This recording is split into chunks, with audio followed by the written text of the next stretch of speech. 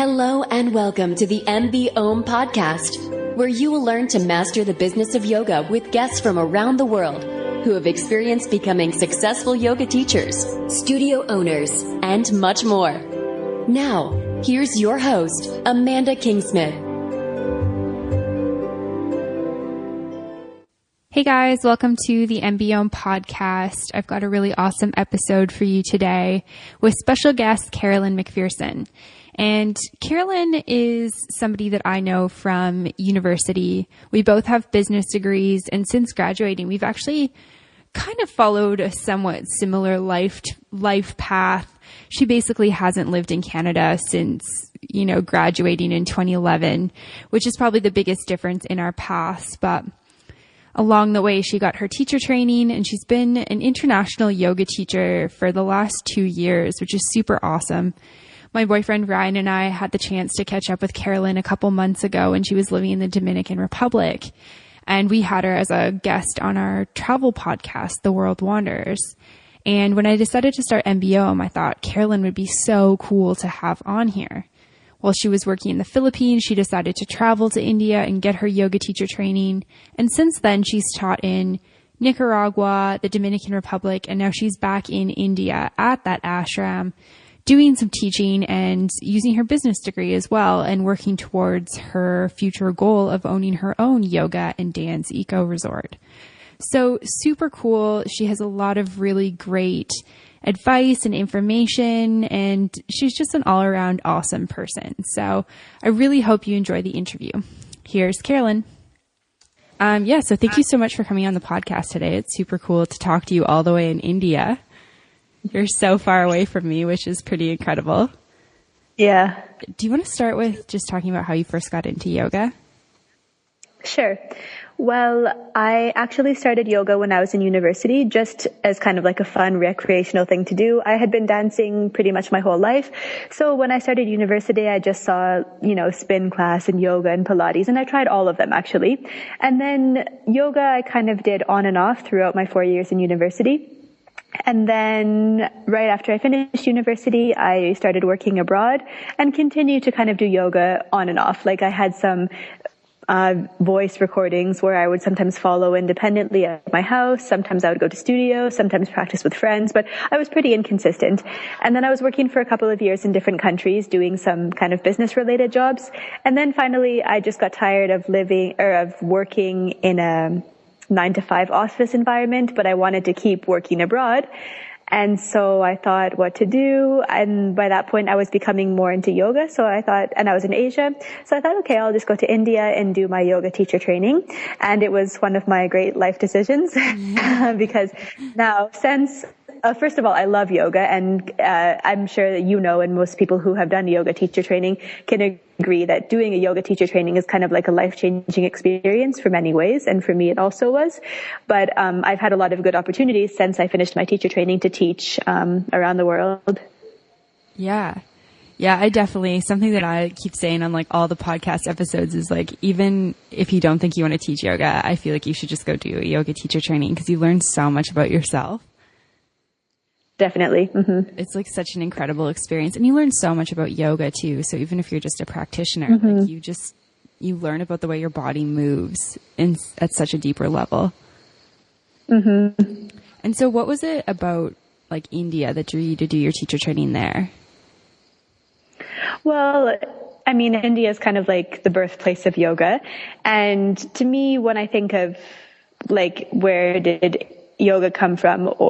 It's India. That's like, for me, when I wanted to dance salsa, bachata, I went to the Caribbean. So when I thought of like, where should I go for yoga? India was the first place that popped into my mind.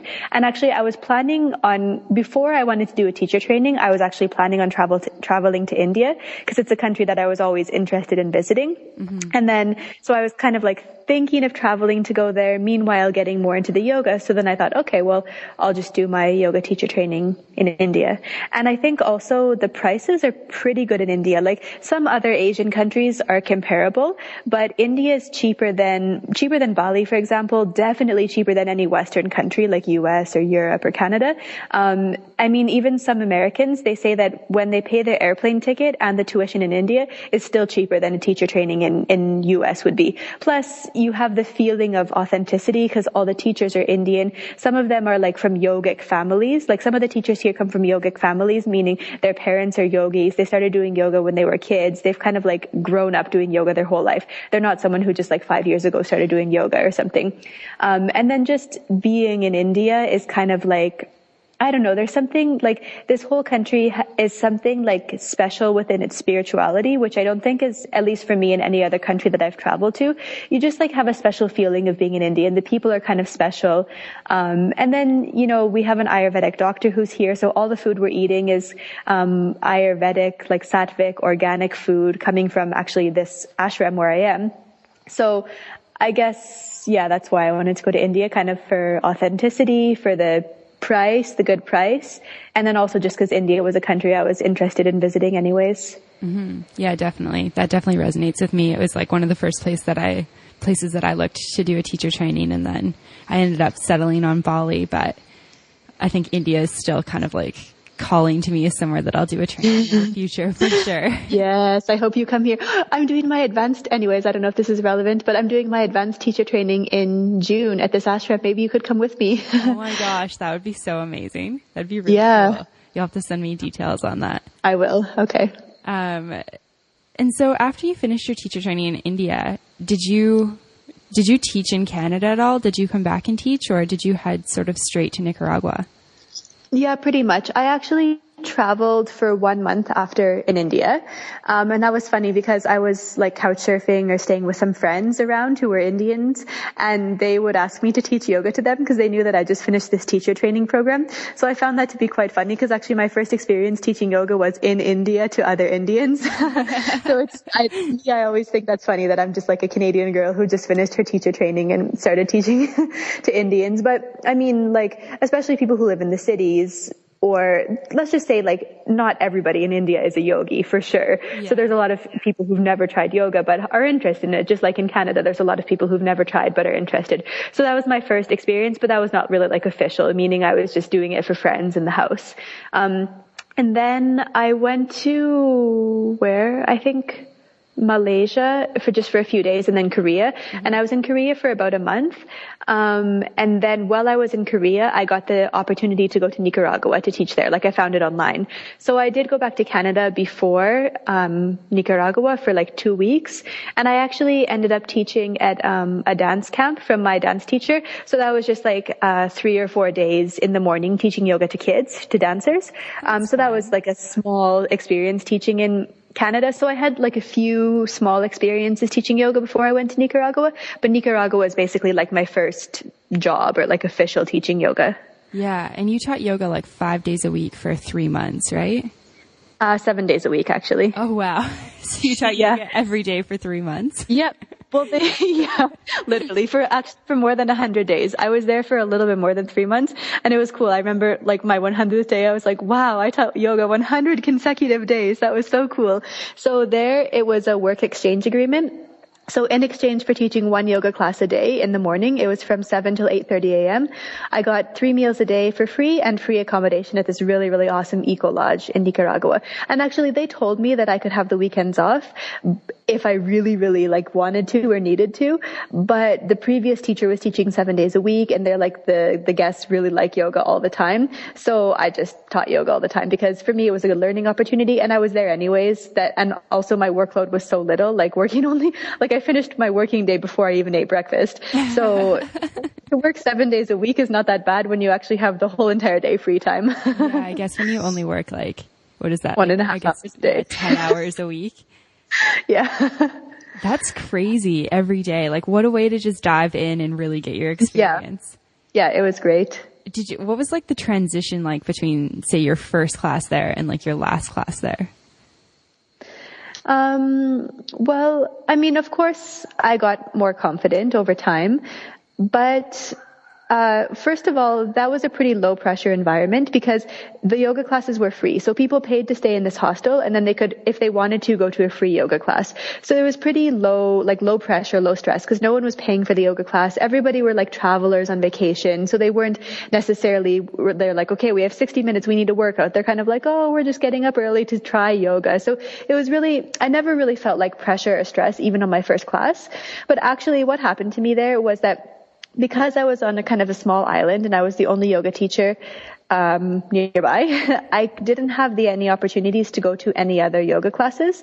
So I actually, like halfway through, kind of was feeling really kind of uninspired. Like I felt like I kind of got in a rut with my teaching, and I had more or less the same routine that I was going through every day because it was all travelers coming. So most people would stay on average 3 days and then leave. So I could do more or less the same routine over and over and over again, because the people weren't the same. So I just kind of like, after some time, I felt kind of like uninspired. Like I want to be a student again. I want to go to other classes. And like, I was pretty good with my own personal practice in the afternoon, but it's not the same. Like to me as a teacher, you need to teach in order to improve, you need to be able to teach, you need to be able to have your own self practice, and you also need to be able to attend other teachers. Like to me, you can't grow as a teacher without doing all three of these, in my opinion, in my experience. Mm-hmm. So I was missing that one. And especially as a really new and pretty unexperienced yoga teacher, I think that was really important. So finally, after like 2 months there, I did find another yoga teacher, and I went to say like once a week to her classes, meaning only 4 or 5 times, because it was towards the end that I found her. But that kind of like revived me. Like each time I went, I got a few new ideas, and just like to be able to kind of let go and be a student again was a really nice thing. Yeah, it's cool to have somebody else like lead you and to kind of get out of your head. Like, I think it's really important to have a balance between like self-practice and going to people's classes too. And I actually struggle with the self-practice aspect because I find I get really distracted, but I'm really trying to like just get on my mat and just focus on whatever I feel like doing. But yeah, I think that that's a great point. That's such a cool way to like just learn to teach yoga. Like, did you find that you were planning your classes like beforehand every day, or did it get to a point where you're kind of like, okay, like I know what I'm doing, like I've got this?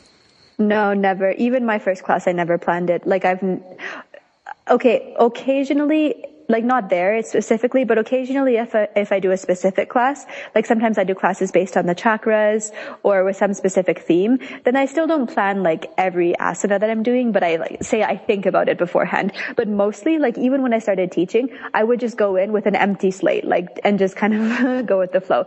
But that's one of the really great things about my teacher training is they gave us kind of like a skeleton or a template sequence. So it's not like you should do this asana, then you should do this asana, but it's actually based on the chakras. So it's like certain asanas are for certain chakras. So you're starting at the bottom with the root chakra and then working all the way up finally to headstand. So it's this like kind of, it's not a series like Bikram yoga where you're doing the same asanas every time, but it's just like something to keep in your mind. And like you do forward bends and then you do back bends and everything has a counter pose to it. And so like, I think my teacher training was really, really great, and that it gave me this kind of structure. It didn't limit me to doing the same asanas every single time, but it kind of gave me this structure to fall back on, which is what I was always using when I started teaching. And for me, which is still the most convenient. Like now I've been teaching also vinyasa yoga and yin yoga and kids yoga and all these other things. So for that, I need to like a little bit think beforehand, but if I'm going to teach like a hatha yoga class or say freestyle, which basically turns into hatha for me, I can just go in without even thinking about anything beforehand. That's amazing. I'm like, feel like I need to be in control a little bit more, which might just be like the difference in our personalities. But I think that's amazing that you just go in there and like, just kind of like let it happen without stressing about it. And that's cool too that you did that like right from the get-go. Like I feel like I'm slowly getting there as a teacher, but definitely not in the beginning. Like I was like, had my sequence planned. I had my sheet of paper there. I was like, had all my cues written out. Like, I was so nervous to miss something, which is so ridiculous because people have no idea. Yeah, they wouldn't know anyways. Yeah, they don't know when you miss like one cue. But yeah, that's really cool. I admire that a lot. And so from Nicaragua, where did you head from there? Then I went to Costa Rica just for like 3-week vacation over Christmas time with my sister. And that was actually cool because we went to, we meaning occasionally her and always me, went to a lot of yoga classes.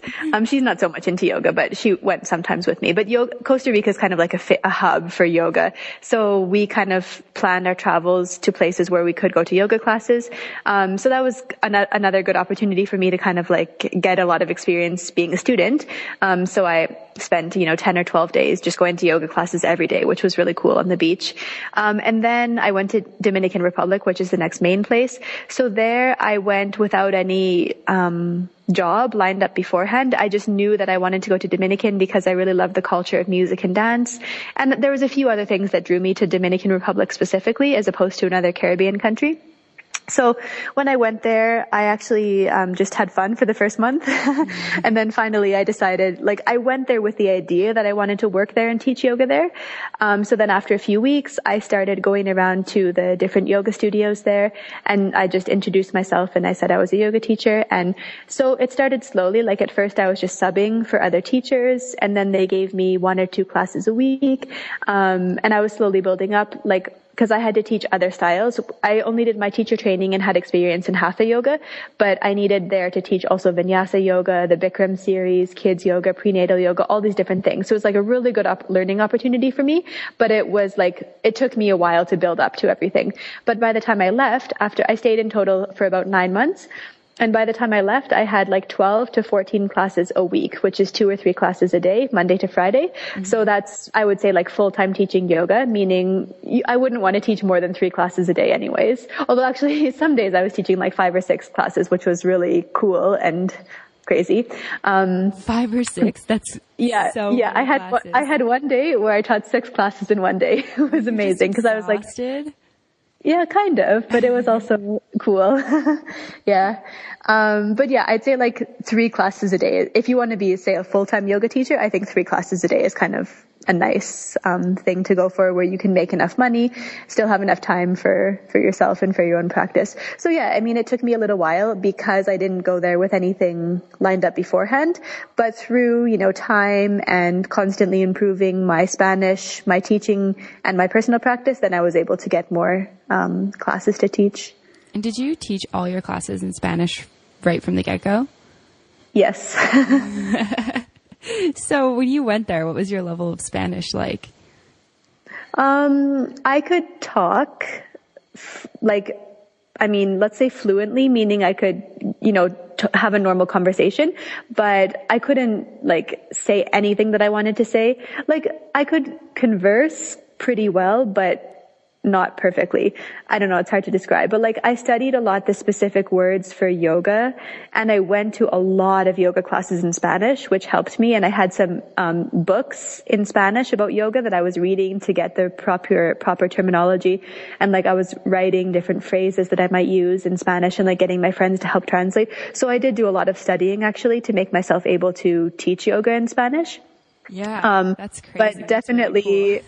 I'm sure I know I improved a lot, from when I started to when I finished, how I could teach yoga in Spanish. And also it helped me improve my overall level of Spanish because I was doing everything in Spanish. Yeah, definitely. I speak conversational Spanish, but there's certain areas of conversation that I have no vocabulary for because I just didn't learn it and didn't need it when I was in South America. Mm-hmm. Yeah. We had, when I worked at Lululemon, we had some Spanish people come in and people were like, oh, she speaks Spanish. And I was like, oh, I don't have any vocabulary for helping somebody. Stretchy yoga pants. Yeah. I don't know how to ask somebody I kind of had an idea of how to ask, what size are you? And I kind of kept just being todo bien, which is not fluency. Yeah. So it's cool that you were able to kind of branch out and get fluent in all the different areas of Spanish, and especially yoga. We went to classes when we were in South America, and we kind of were slowly catching on to what inhale and exhale was. And when they used the Sanskrit names for poses, I was like, okay, sweet. I know what this is. Yeah. The names in Spanish that weren't Sanskrit, I was like, I don't know what we're doing. Oh, yeah. But also most of my students could understand English. So actually a lot of them could speak English better than I could speak Spanish. But like I still taught in Spanish because they told me to and because I'm in that country, so I should. But like if ever I was stuck on something, I could say it in English and most people would understand it. And like there was a few times where I had really small classes of like 2 people or 3 people and like they had all lived in the US before and were perfectly fluent in Spanish. So there's like a few situations where they're like, "Oh, could you just give the class in the English?" Because like, you know, even for me now that I'm out of a Spanish speaking country, whenever I see a person who speaks Spanish, I'm like, let's speak in Spanish so I can practice. So it was kind of a similar thing in Dominican. Like a lot of people who had previously lived in an English speaking country or were trying to improve their English would be like, yeah, let's do the yoga class in English because then I can improve my English. So there were like some times when I taught in English, but then it was actually funny because I actually like, by the time I had 9 months in Dominican, I had way more experience teaching yoga in Spanish than I had teaching yoga in English because I only taught for 3 or 4 months in English and then I taught for 9 months in Spanish and I was teaching 2 or 3 classes a day in Spanish as opposed to 1 class a day in English. So like I actually became like more confident teaching yoga in Spanish even though I couldn't even fully fluently speak Spanish,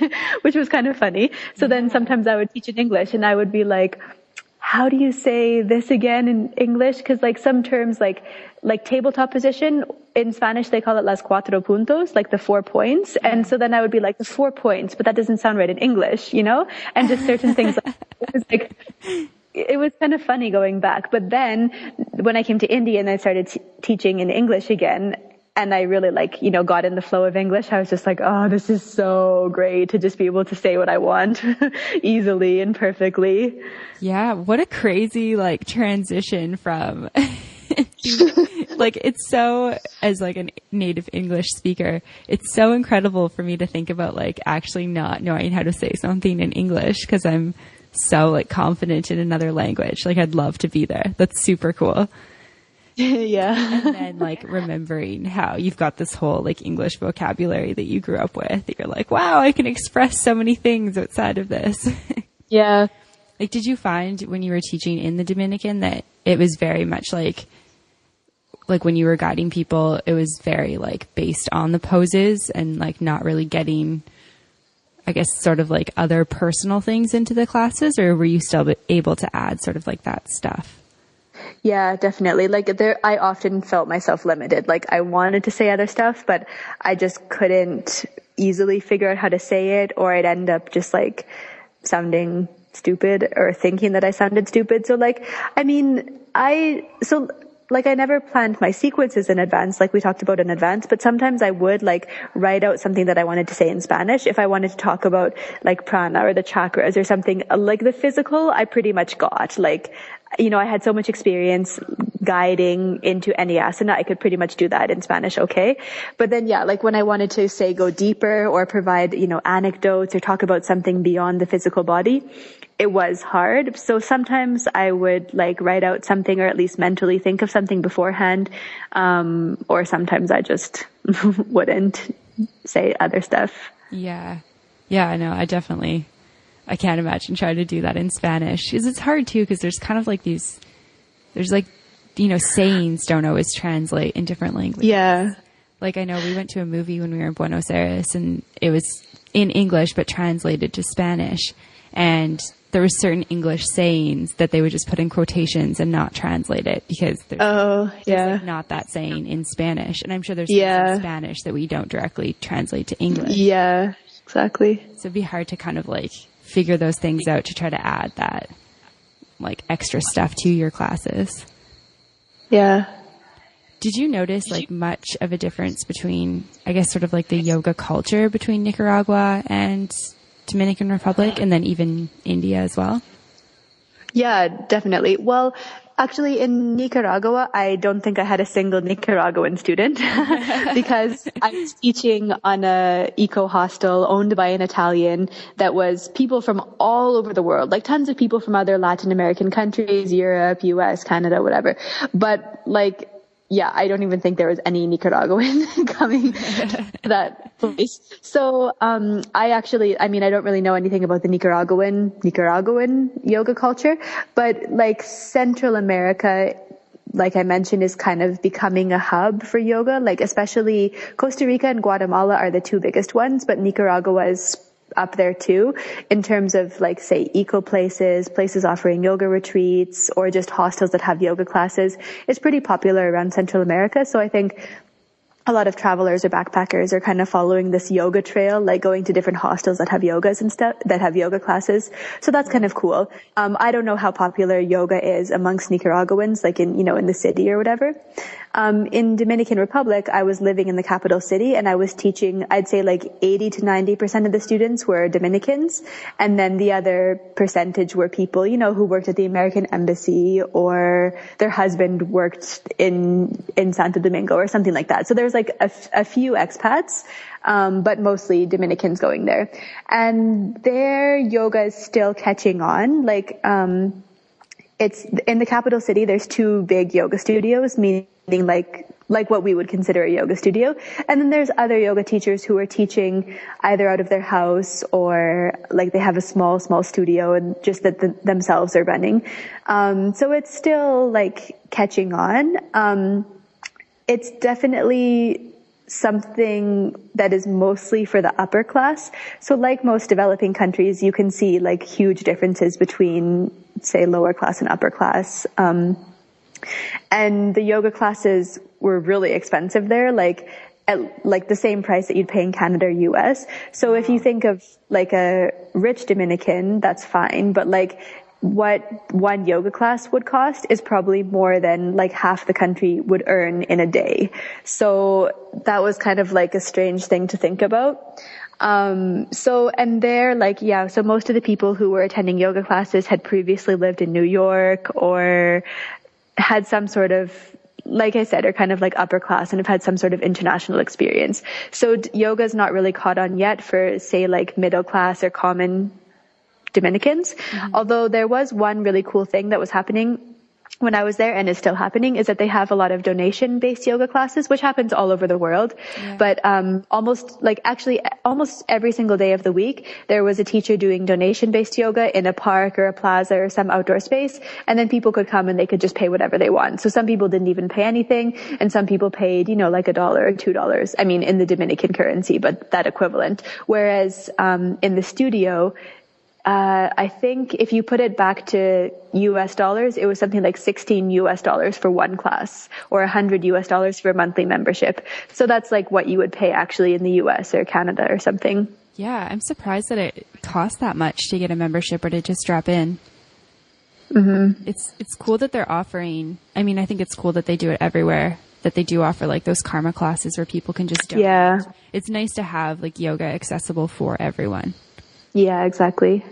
And then there's, like, I met some other people who were trying to start some projects where they're bringing yoga to the schools or doing other things. But also the Dominican Republic is quite a religious country. So like, for example, in the studio where I went, they didn't want us to be chanting any mantras or talking too much about, say, like the spiritual side of yoga. It was more just marketed as a physical exercise, which is okay. I mean, it takes a while for yoga to catch on. And there were some schools who were doing meditation and chanting mantras and talking about like, what is yoga beyond the asanas. There were some teachers who were doing that like on a small scale, but the kind of big commercial yoga studios were just doing physical yoga asana practice.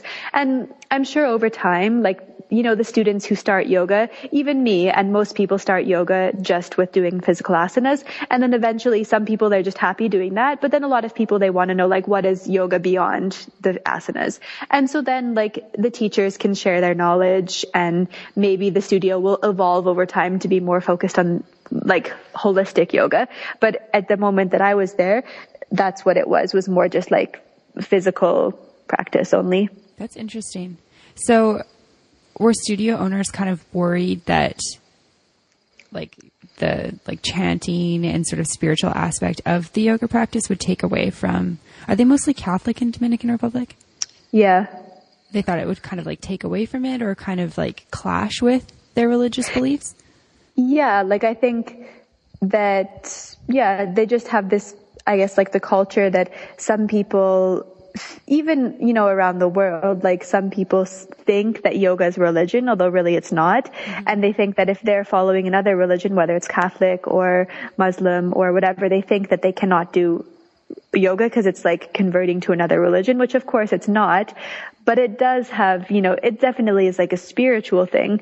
So if you are following one religion really seriously, it could be, kind of like contradictory or something, but also just to make like something that's pretty new in a country where most people haven't heard of yoga before, just to try to kind of make it accessible, because there's a lot of people who, if you start chanting things or talking about a lot of like abstract spiritual philosophies, they would kind of, get intimidated or scared or shy away from it. But whereas if you're just saying like, this is a physical workout for 1 hour, you're going to sweat, then they're like, okay, cool, I'm going to try it.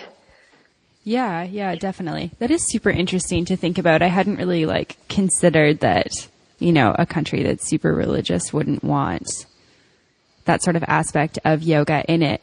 But I guess it's kind of this idea where like yoga comes into their country and they don't really want yoga to kind of like change their culture and their beliefs and the way that they already kind of like operate, I guess. Mm-hmm.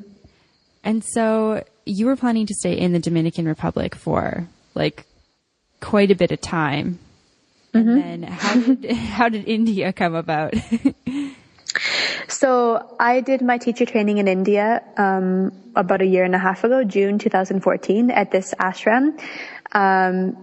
It's called Ayur Yoga Eco Ashram, and it's really, really a cool place. And I have a dream of starting my own dance and yoga eco retreat center. So the reason why I went to this place in this ashram in the first place for my teacher training is because it has a lot in common with my dream. Like it's in a really beautiful countryside place, away from any noise in the city.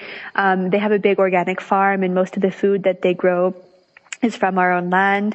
And they're also doing some social projects, like providing Ayurvedic medicine and clean toilets and stuff like that to the neighboring villages. So they're doing a lot of really cool things. And also it's a very holistic yoga program. It's not just yoga asanas, but it's also like there's some swamis here talking about the Yoga Sutras and the Bhagavad Gita. There's an Ayurvedic doctor. You're learning also scientific like yoga anatomy. So it's a very holistic course. So anyways, this ashram is really great. I did my teacher training here for 1 month. I left, but I was always like, it was really cool, this place. Mm-hmm. So I was in the Dominican Republic, so happy. I was there for 8 or 9 months, planning on staying for at least another, say 6 months, 1 year, who knows? Like I wasn't planning on leaving anytime soon, let's just say. Yeah. And then one night, in the middle of the night, I got up to go to the bathroom, and I just checked my phone to see the time. And I had a Facebook message from the owner of this ashram in India. And I had not ever received a Facebook message from him before.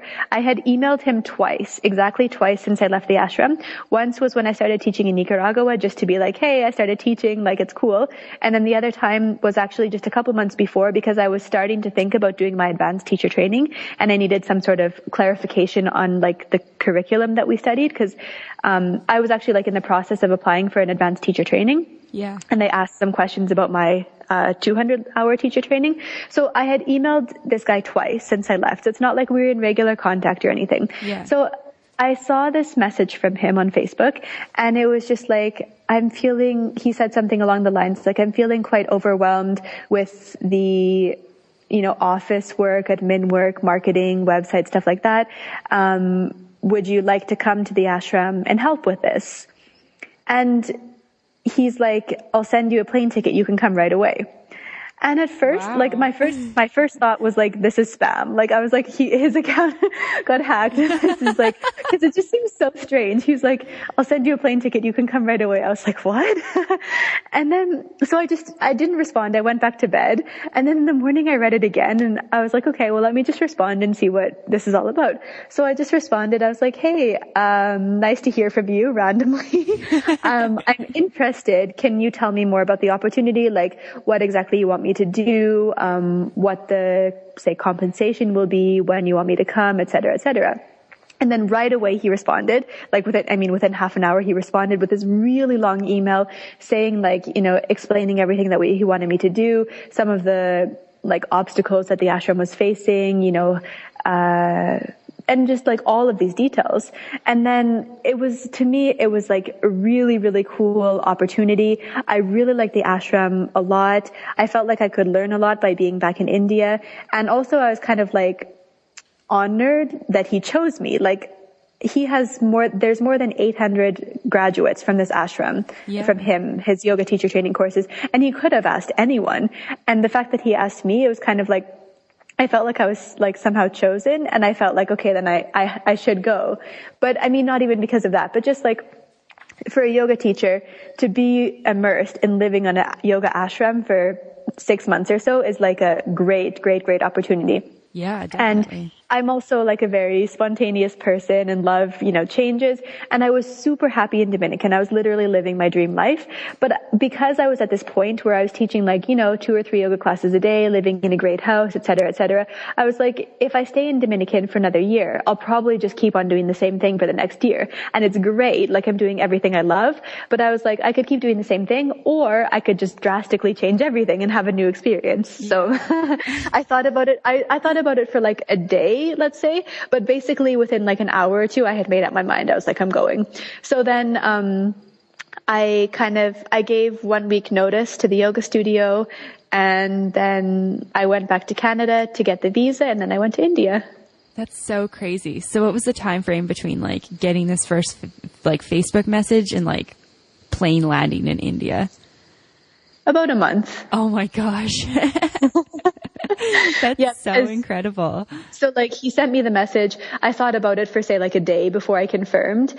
And then I booked my ticket to go back to Canada, I think like 10 days later. So I could, give enough notice to the yoga studio and kind of tie up all my ends there. And then I was in Canada for almost a month. So it would have been just over a month. Mm-hmm. Yeah. Yeah, I remember seeing your photos. It was crazy though, because Ryan and I had talked to you for the travel podcast, and then I saw your Facebook post, like in Spanish, like saying goodbye. And I got I read it in Spanish first, and I got most of what it was, but then I was like, what? Is she going somewhere? So then I translated it on Facebook, because I was like, I feel like I'm missing something. And I was like, whoa, what? She's going to India. That's cool. Yeah. What was the process like to get a visa? Like, cause you had to get a work visa for India, or can you just get a tourist visa. Oh, okay. So it's like pretty, I guess, like laissez-faire to get that. Yeah. I mean, there's a visa collection office in Calgary. So I just dropped off my passport there, and then a few weeks later they mailed it to my house with the visa in it. Oh, that's awesome. And then, so tell me about life in India.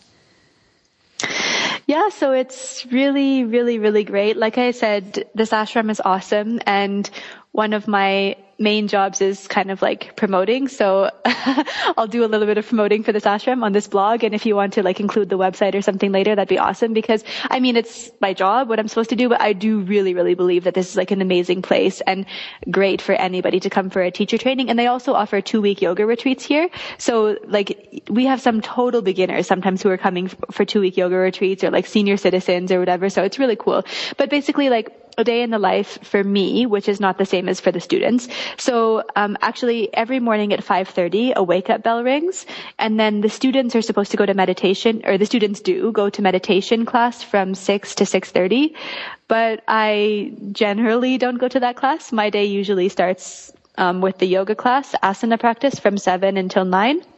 So that's, for me, like one of the highlights of being here, is because I get to attend yoga classes with really, really great traditional Indian yoga teachers. Mm-hmm. So from 7 till 9, or even 9:15 usually, we have a yoga, asana, and pranayama class, which is just amazing. Like the yoga hall that they have here is this huge circular yoga hall right in front of a river. And we're coming there like as the sun is rising, doing all these sun salutations. And then you can hear all these birds chirping, and like a slight fresh breeze is blowing through, and it's just like windows all the way around. And it's so like really, really amazing. Yeah, sounds spectacular. So that's the first 2 hours of the day is doing this yoga. So I mean, what a better way to start your day. Yeah, and then after that, the breakfast is, we just walk up like 2 or 3 minutes from the yoga hall to the eating area, and the breakfast is just there waiting for us. So it's typical Indian food, which is like chapati, rice, some raw vegetables, and then usually one or two cooked vegetable, like curry type dishes, or just cooked, like beets or spinach or any different type of vegetables.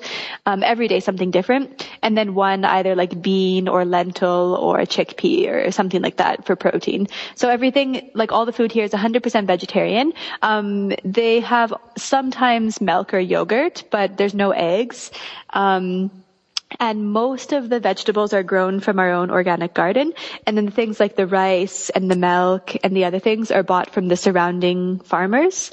So that's also really cool. Like, to me, this food is so delicious. And just the fact that I don't have to cook for myself, like I just walk out of the yoga class and this amazing healthy meal is waiting for me, is so cool. And it's buffet style. So the students can just go take as much as they want, as much or as little. And if there's something you don't like, you don't have to eat it. So then, the breakfast is say like around 9:30. And then when I finish breakfast, then I go into the office. So usually from after breakfast until lunchtime, which is 3 or 4 hours, I'm working in the office.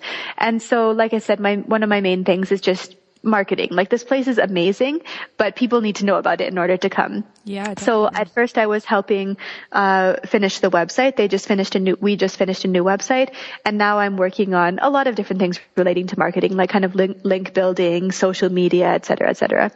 So that's for 3 or 4 hours in the morning. Then we have lunchtime. So lunch is just a fruit lunch. Sometimes we have like a small snack with fruit, but it's supposed to be quite light because there's an afternoon yoga practice. So fruit lunch, and then usually in the afternoon I have a couple of hours free time. So I either read, because I love reading. I set up my hammock, so I often read in my hammock, or sometimes I just like kind of hang out and talk with the students if they have free time. Sometimes I go for a walk. Sometimes I have a nap. Sometimes I just do personal things on the computer. And then in the evening, like at 4:30, there's another evening yoga class. So sometimes I'm teaching to the yoga immersion. I never teach for the teacher training because I'm not so advanced teacher yet. But like the beginner yoga classes, I often get to teach them in the evening, which I really love. Mm-hmm. So sometimes I teach them in the evening. Sometimes I go back to the office for 1 or 2 hours in the evening, or sometimes I just have the evening free, like go for a walk or do whatever. And then we have dinner.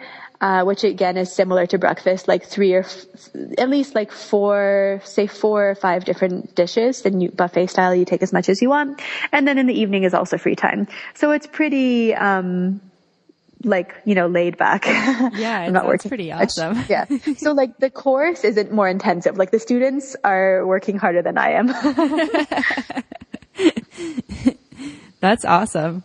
What's it been like sort of adjusting to like the difference in food? I mean, you've kind of been living out of Canada for years now, so you've experienced so many different types of food. But I'm just thinking about like breakfast there sounds so different from your typical like Canadian breakfast. Yeah, definitely. Because I mean, we're used to eating like mostly sweet things for breakfast, and not like the breakfast here is like usually the biggest meal of the day. Like, because you've just done a 2-hour yoga practice, so you're pretty hungry, and you know that you won't be eating like another real meal until dinner. Like, I never feel starving, but you know that after breakfast you're not going to eat, like, I mean, you eat fruit at lunchtime. So like, no, I mean, for me, it's totally fine. Like, I really, really, really love the food that they have here. And I also I really like eating healthy food, but I also have a bit of a sweet tooth and suffer a bit from lack of willpower when it comes to chocolate and sweets. So here, yeah.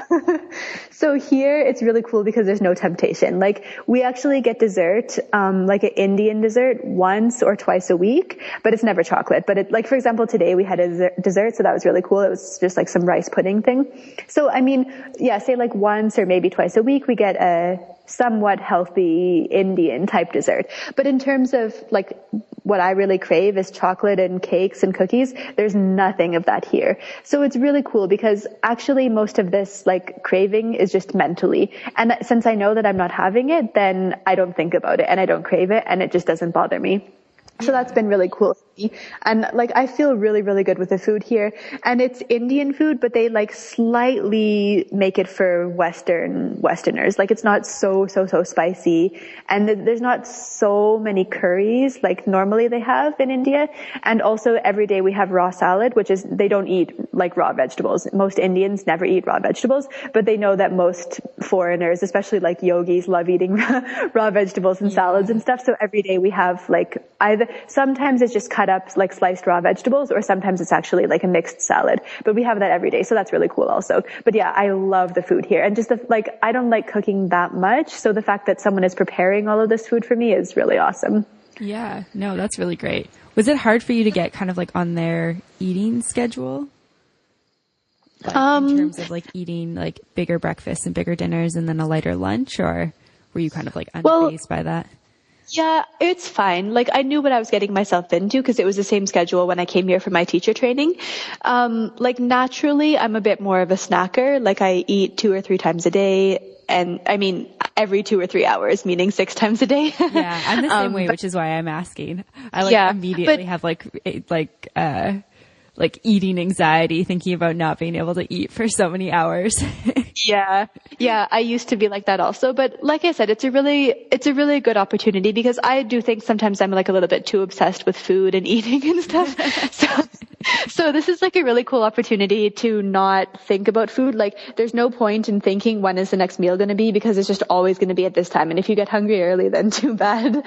So, but like I find that if I'm just not thinking about it, it doesn't bother me. And, I mean, no, I don't. And I actually almost never feel hungry. Like usually half an hour before dinner, I start feeling hungry, which is normal. Yeah. But I actually like now that I'm on this schedule, I really, really like it. And now, because I'm like the main reason why they do this is that so you're practicing yoga on a really empty stomach. Because like in the West, we think, oh, if we ate like 1 hour before, we could still go to yoga class. But here it's like you shouldn't eat for like at least 3 to 4 hours or more before. So now that's what I'm used to, and I really like the feeling. And so now I've got it. Like you said, you have like anxiety if you think of not eating for 2 or 3 hours. And now for me, I have anxiety if I think of eating, then I can't do yoga for another 2 or 3 hours. So sometimes if I'm like eating small things like frequently, then I'm like, oh, then I can never do yoga. So I guess I've it's so like, funny how like adjusted. Yeah, like humans are so adaptable. Like I feel like we really do adapt to environments and like schedules and routines really quickly. So that's super interesting. That's really cool. And then, so how often are you teaching in India? The first month I was teaching 3 times a week, every second evening, but I was teaching, every class was 2 hours. Well, like between 90 minutes to 2 hours, like one class. So, that was 3 evenings a week for the beginners. That was the first month I was here. The second month I was here, I was teaching we had a really, really big group. So there was always 2 teachers together. So 3 times a week I was teaching and another teacher was assisting me. And then 3 times a week, another teacher was teaching and I was assisting. So that means like basically every day I was either teaching or assisting. And this month, so this is my 3rd month here, they just got a new Indian yoga teacher. So I'm actually not regularly teaching this month because now there's 3 kind of like expert Indian yoga teachers. So they told me that I can still teach like once a week or maybe twice a week just to keep up my teaching practice. Yeah. So that's probably what I'll do this month is just like, once a week or something just to keep up my teaching practice. But this month I'll focus more on the office work. So it's like every month, because how it works here is they have one yoga teacher training course is for 4 weeks. Mm-hmm. And then there's a break in between. So I also get a break in between. So I can go off the ashram and travel a little bit or do whatever I want and then come back. So each month is kind of different depending on the number of students who are there. And because there's 2 courses running simultaneously, which is the teacher training and then the yoga retreat for beginners, is that they need to, depending on if there's more in the teacher training or more in the beginners, they need to like adapt how the teachers will be. So every month is like a different schedule is what I'm just saying. Yeah. That's kind of cool though, that you're not like I feel like it's really easy to kind of get bored when you're doing the same routine all the time. Like, I feel like it's cool that each month it's like, okay, what's this month going to be like? And then. Yeah, definitely. And like meeting all of the students from around the world is so cool also. Like everybody. We have, 20-year-olds coming. We have 63-year-olds coming. We have, people who own multi-million-dollar businesses. We have people who are former pole dance strippers and everything between. And it's so inspiring. And sometimes mothers and daughters come. We have a 30-year-old lady with her 63-year-old mother here doing the beginners yoga retreat together. And sometimes husband and wife come. And I don't know, just to meet all the students and talk to them is really cool also. Yeah. That's so amazing. yeah, like I never get bored. Like I'm living in the middle of nowhere, but every month I have 30 new like really interesting friends to meet. Yeah, totally. And you're probably like sad to see them go, but then it's like new people come in the following month, which is really neat. Exactly. Mm-hmm. That's such a cool experience. I hadn't really thought about like all the people who'd be coming and going constantly that you'd get to hang out with. And yeah, it's really cool. So how far outside of like a town or a city is the ashram? Well, the nearest big city, like meaning a city where there's an international airport, is Bangalore, which takes 5 or 6 hours to drive. Wow. So like all the students fly into the Bangalore airport, and then there's a taxi that like the ashram arranges taxis to pick them up at the airport, and then it takes 5 or 6 hours to drive to the ashram. The nearest city that has like a shopping mall and international restaurants and stuff like that is Mysore, which is about 1 hour drive away. So Mysore is actually a city like really famous for Ashtanga yoga. Yeah. So there's a lot of stuff there like for international yoga students. Like there's a lot of organic restaurants and stores that sell yoga clothes and stuff. So a lot of the students, cause we have classes 6 days a week, and then the 7th day is a rest day or like free day. So a lot of the students will go to Mysore on that rest day and shop and eat pizza and and stuff like that. So that, I mean, it's only 1 hour away, so it's really easy to go for one day. There's a small town that's 1 kilometer away.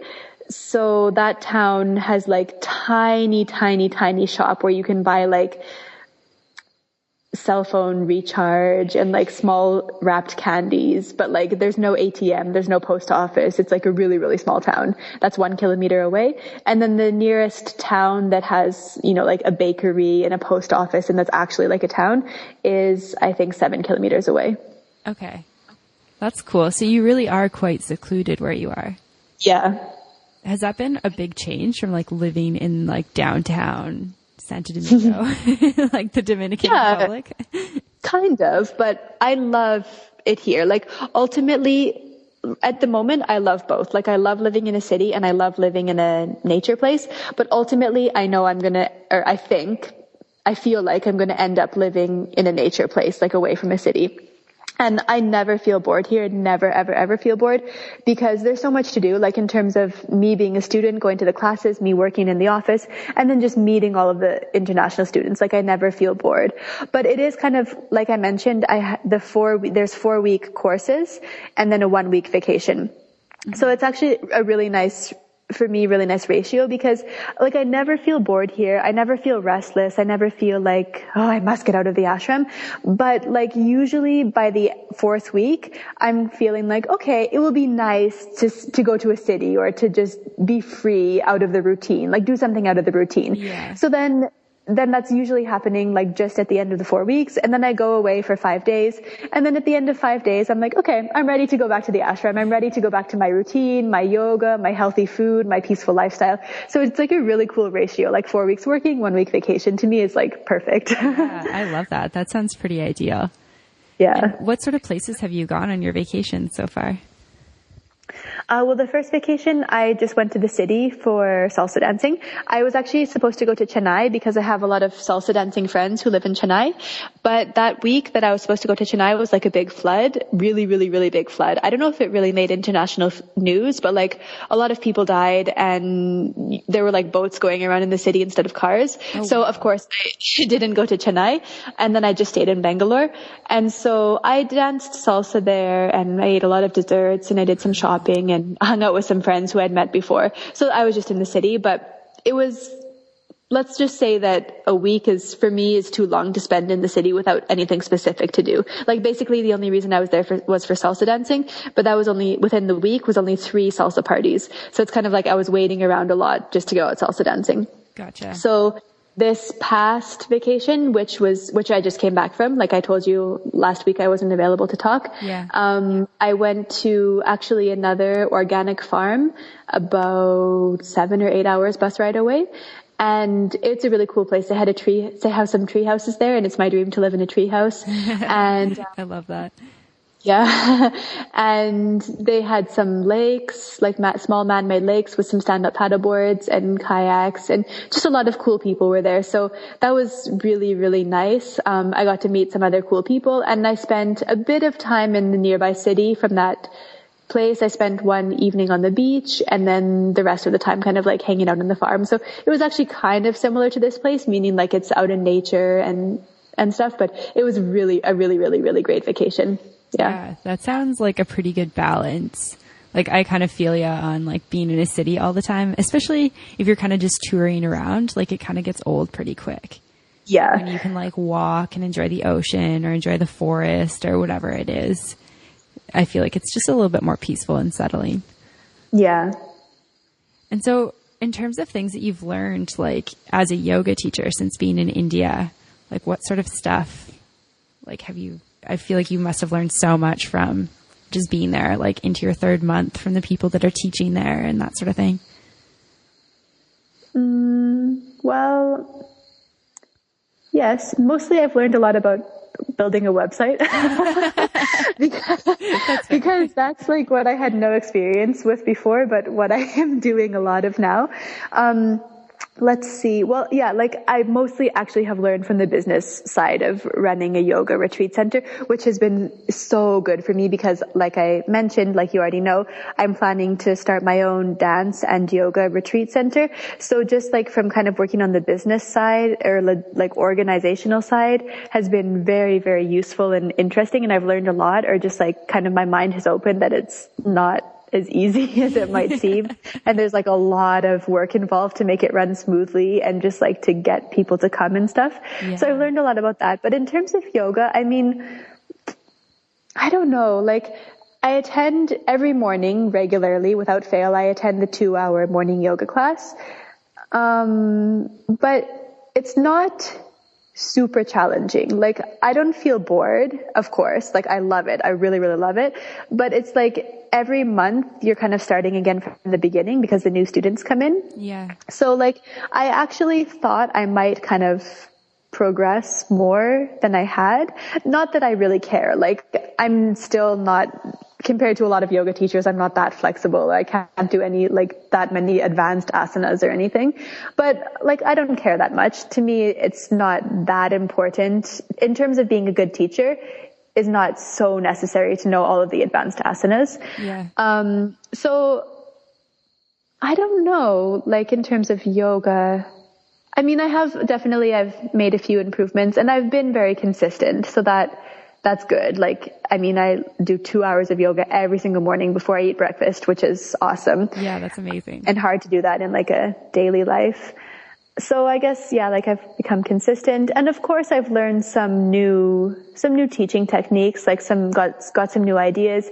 And of course, being a yoga teacher, you are a different type of student. Like you're not just a student, but you're also always like open to learning new things. So, and I think also, actually, I also got a lot of confidence teaching, being here in India, because when I decided to come here, when he asked me to come here, I didn't think I was going to be teaching. I only thought I would be working in the office. And then at first when I came, they said, oh, we have this yoga immersion program for beginners and we want you or need you to teach every second evening. And at first I was like, whoa, like I can't teach in India on this ashram, like where I did my teacher training. I'm not qualified. I'm not ready for this. Yeah. But it went really well. Like all the classes that I taught here have gone well. And like I got really, really, really good feedback from the students. And so it actually made me like feel a lot more confident as a yoga teacher, because I think in Dominican Republic, I was never teaching up to my full potential because of the language barrier. Yeah. Like, I mean, I was doing the best I could and, you know, people liked my classes, but I wasn't like a great, great, great yoga teacher because of the language. That I wasn't teaching in a language that I was fluently speaking. Yeah. So like here, I think I really became more confident. Like I've received a lot of good feedback from like the students, and I've had a lot of fun teaching yoga also, because now teaching yoga is not like my way of living. Because like in Dominican, it's like I have to try to teach as many classes as possible because I have no other way of earning money. And if I don't earn money, I can't pay my rent. But here it's like I'm working in the office in exchange for accommodation, food, whatever, this deal that we have. And then the teaching yoga is just kind of extra. And it's a bonus because then if I'm teaching yoga, it's just like, I don't know, it's fun. So I just kind of came back to like teaching yoga is so fun. And I realized that I actually really like teaching yoga. And I became like happy that I have good feedback from the students. And I realized that like if I can teach in an ashram in India where students from around the world are flying to India to go here and they like my classes, then I can maybe teach anywhere. Yeah, that's really cool. I feel like that's a great learning. Yeah. And in terms of like the things you're learning about running, like an eco resort or a yoga business, what are some of the key things that you've learned so far? Well, like mostly it's actual technical things, like in terms of building the website and all of these things like search engine optimization and backlink building and all of these things, which I never even heard about before. And like, in a way it's cool that he's helping me, but he's also kind of like, yeah, just figure it out. And so it's been really cool to figure it out and to learn it, because I know that now this is a skill that I have, which I can take with me, whether it's for building my own retreat or whether I want to work at another eco place like this and be like, yeah, by the way, I can do this. So it's, yeah, like these technical things are really good, but also like, I mean, something that I've learned that I've changed, not specifically from being here, but just, yeah, like from being here, but also from my teacher training and also just from traveling, is just really like, how much of business is not in your hands. Like there's so much just to do with fate, right? Like there could be two people who do the same, like two different entrepreneurs who do exactly the same amount of work, and one person's business will succeed and one person's business will fail.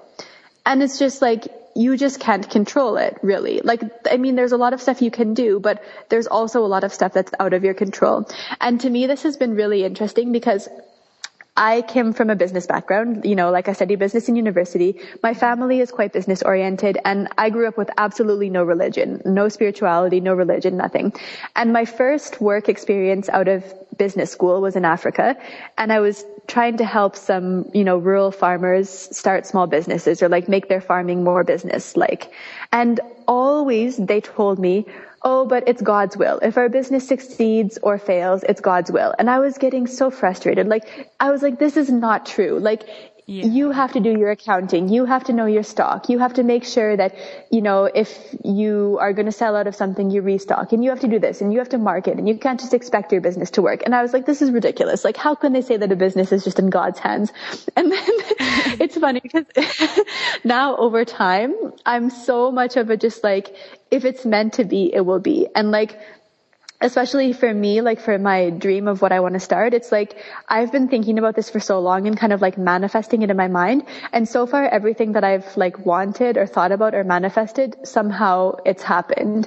And I also like, I don't even know which country I'm starting my business in. And some people are like, like, oh, but how can you have this business idea and not even know which country? And I'm like, it'll just happen. Like, I just know that one day I'll just go to a country and I'll just feel like, okay, this is the right place where I'm going to start my business. And I'll just meet the right people who I need to meet and, find someone who's going to invest and find the land that I want to buy, et cetera, et cetera. So now I've like realized that there is so much in business that has to do with like fate and luck. And so, I mean, yeah, and kind of like good karma. And if you do good things to work for it, then good things will come to you. And stuff that like 5 years ago when people said this to me, I was like, come on, get real. And now I'm like, yep, I'm totally like, yeah, karma and God's will and all of this stuff. So that's funny somehow. Yeah, that's an interesting transition.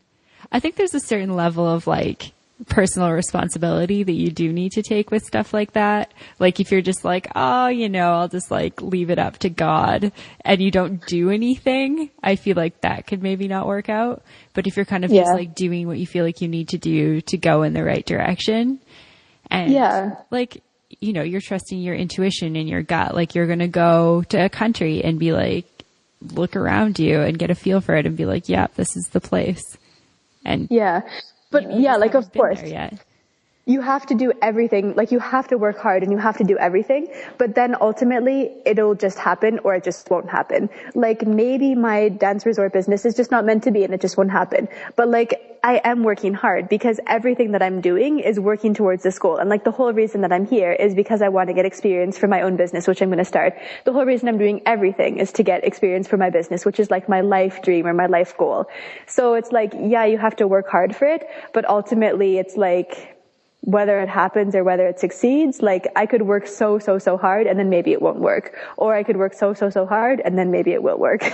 Yeah. Yeah, no, I definitely get that. It's cool that you're having like the experiences over there. I feel like building a website is really key to kind of like, you know, getting a business out there in like the 21st century, like 2016. So it's cool that you're having that experience. Yeah. Has it been frustrating at all for you? No, not really. Like, occasionally I feel a little bit bored working in the office, because kind of the reason why I started doing yoga is because I didn't want to work in the office so much. So sometimes I'm like, oh, what am I doing? I'm back in the office. But not really, because like, overall, I'm so happy to be here and like, the environment is really great. And he told me to work 3 or 4 hours a day in the office, which is totally a different ballpark from working 8 hours a day in the office. Oh, yeah. And so if I want to work like 1 hour now, I can. I mean, I just do it like from breakfast to lunch and then I'm finished. And like, if I want to, I can work more or whatever, but like, it's super laid back here. So what did you ask me, if I feel frustrated?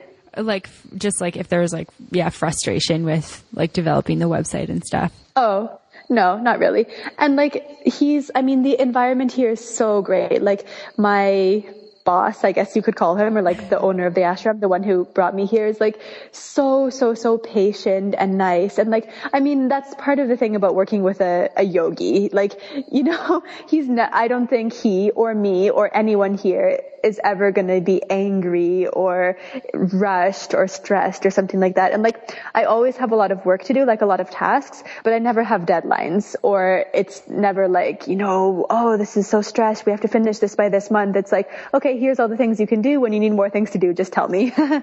That sounds like such a nice, like work environment to be in.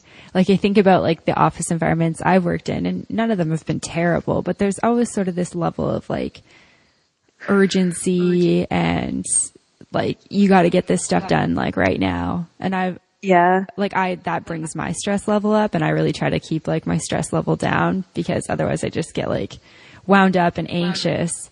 And it seems like to have somebody who's like, yeah, it's cool, like we'll get it done, like just work a few hours a day, like don't strain yourself, like it'll happen.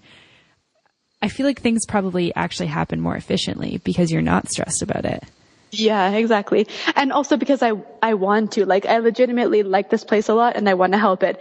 So, I don't have to work in the afternoon if I don't want to, but sometimes I'm just like, well, I'm here, I could read a book for fun, or I could just go work 1 or 2 hours more. So often I do just read a book for fun, because I love reading and I love having my own free time, of course. Yeah. But often I'm also like, well, I might as well just work. Why not? Because I'm here and I can help them a little bit more. Yeah, that's incredible. Do you have any advice for like new yoga teachers out there who maybe want to sort of take like an international teaching path? Like, is there anything you've kind of learned along the way that you think like you could pass on to other people? Well, I would say like at first, be willing to work without earning money, or like, especially if you're a new yoga teacher. Like for my first experience was an exchange. I worked in exchange for food and accommodation. And to me, this is like, I wouldn't say work for free, although, you could for experience, but some sort of exchange agreement like this, I think is a great first step for new yoga teachers, because like, let's face it, when we finish our yoga teacher training, we're a yoga teacher on paper, technically, but we're not really a yoga teacher, meaning we don't really have any experience. Like, we teach 2 or 3 classes within our teacher training to the other teacher training students, but like, we don't really know that much about teaching yoga. So like, I think it's totally fair as a new yoga teacher to teach, either voluntarily or say like in exchange for something for your first couple of weeks or months or whatever, just to get experience and confidence. So I would say that, like, we all know that some people make $50 an hour or more for teaching yoga in certain cities around the world. But I would just say, like, keep it all in perspective and realize that a lot of people who make that much money have been teaching for 5 or 10 years or more and have 5 different yoga teacher training courses. So I would say don't expect to make money right away from teaching yoga, but just realize that it's kind of like, a path, and be willing to do it at first. Yeah. I think that's really good advice. It's kind of the same thing that, I don't know if you found this coming out of business school, but I feel like I talked to a lot of different people with different opinions on how much they thought they should be paid for their first job. And my viewpoint was kind of like, I'm going to take what comes to me or who will give me a job, because I literally have no experience. I'm not entitled to $50,000 a year. I'm not entitled to $60,000 a year. If somebody pays me $16 an hour, I feel like that's pretty good considering all you have is a piece of paper that says, okay, I've studied this, but you kind of have to go out there and really prove yourself and learn from other people who have more experience from you. Mm-hmm. Yeah, that's great advice.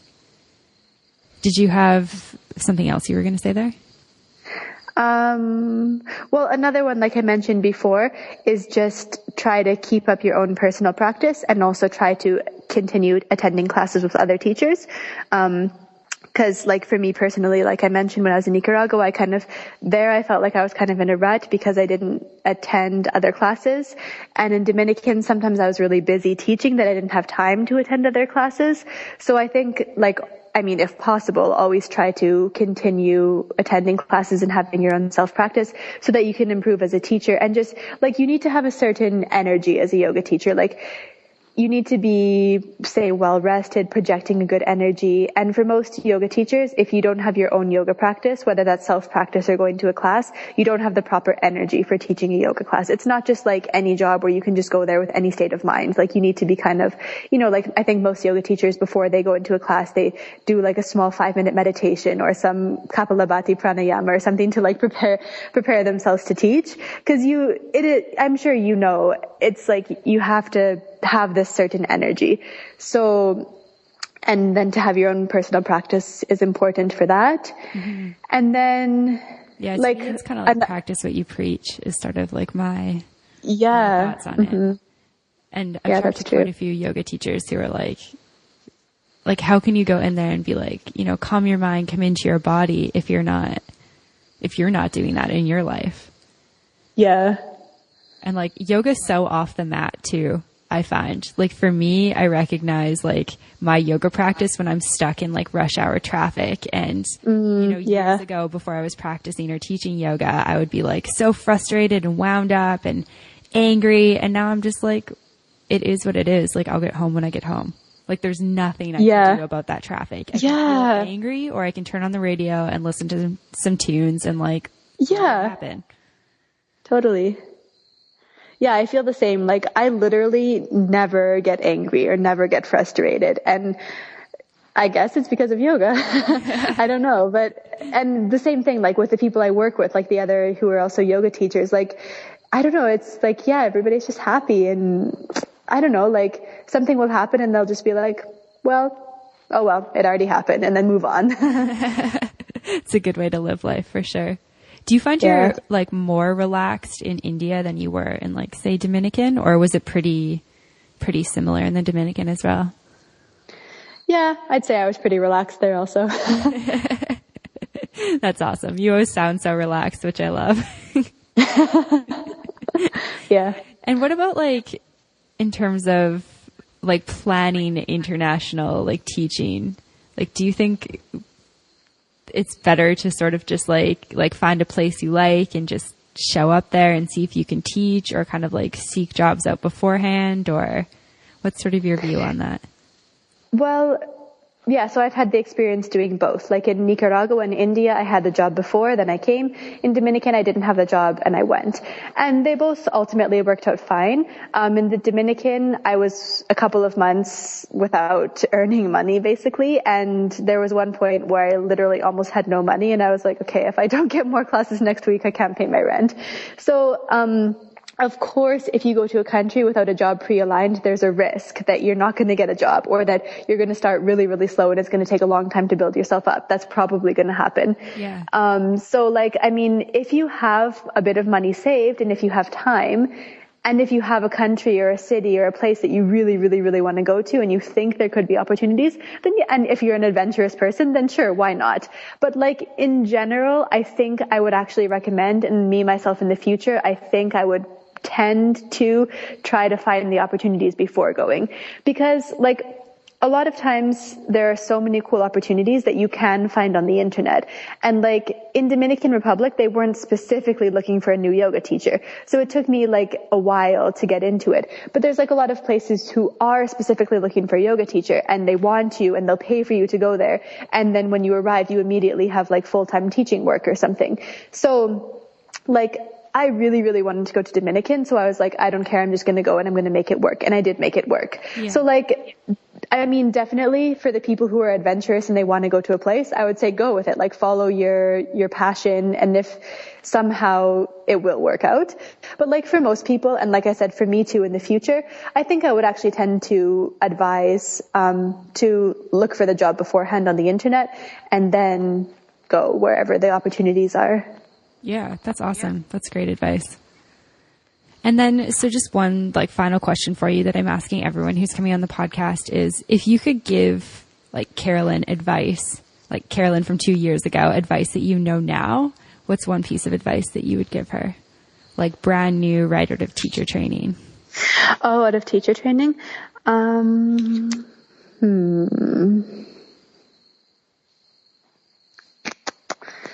I don't know. That's a hard one, actually. I would say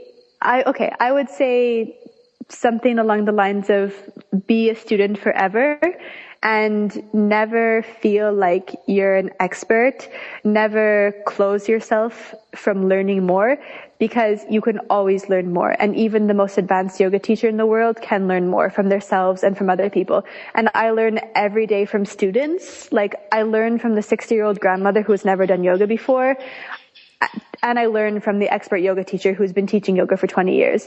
So like you can, that's what I would just say is like, you know, you could come out of yoga teacher training and be like, wow, cool. I'm a yoga teacher, and you are. And that's really, really great. And you've already done a lot. Like to do a teacher training is not easy, but, and I think like maybe when you start yoga, you're more likely to be open to learning because you realize that you still have a lot to learn. But yeah, that's, I think, like just a cool advice for yoga and in life in general is just always be open to learn more, always be willing to be a student. Amazing. I 100% agree with that. So I love that. Cool. Do you have anything else that you want to leave listeners with about advice as a teacher or teaching around the world or anything like that? No, not really. I would just say like go out and do it, because to me being a yoga teacher has opened a lot of doors, and I literally feel like I could go to almost any country in the world and be able to teach yoga there. So, I mean, if there's a lot of website resources, a lot of personal networks and connections that every yoga teacher probably has through their teacher training or whatever. So, you know, I'd say if you want to go out and teach yoga abroad, just do it. Hop on Google and then hop on a plane. I love your sense of adventure. It's amazing. Cool. Well, thank you so much for taking the time to talk to me today. It's been really amazing talking to you about yoga. You're welcome. All right. So that's the interview with Carolyn McPherson. If anyone wants to check out the places that she's been teaching and studying yoga at, I'll put links on the show notes. That'll be up on the MBOM website at mbomyoga.com. If you want to check out the yoga ashram that she's currently at, it's Ayur Yoga. So AYUR yoga ashram.com. And you can check out the retreats that they offer as well as other trainings. Lots of cool stuff on there. She's done a fabulous job with the website. So definitely check that out. If you want to read more about Carolyn and the things that she's done, definitely check out the show notes. If anyone has any other questions, comments, feedback, or if you just want to say hi, definitely just send me an email, info@mbomyoga.com. I'd love to hear from you. Now, as always, thank you so much for listening. Bye.